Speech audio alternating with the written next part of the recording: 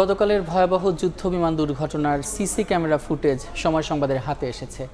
দূরের একটি ভবনে ধরা পড়ে সেই ভয়াবহ দৃশ্য। বিমানটি বেলা 1:12 দিকে সরাসরি আঘাত হানে মাইলস্টোন স্কুলে। এরপরই ধোঁয়ায় আচ্ছন্ন হয়ে যায় ওই এলাকা। দেখে নেব সেই ঘটনার কিছু অংশ।